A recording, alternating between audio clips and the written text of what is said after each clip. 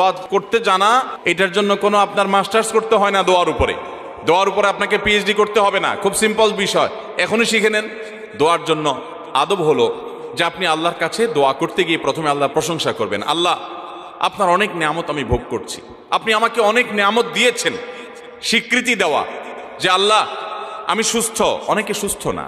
আল্লাহ আমি পঙ্গু না, অনেকে পঙ্গু। আল্লাহ আমাকে আপনি কত কিছু দিয়েছেন যেটা অনেককে দেন নাই।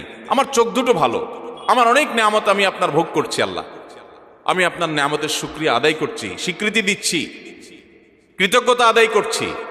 হে আল্লাহ, আপনার রাসূলের প্রতি আপনি রহমত নাজিল করেন।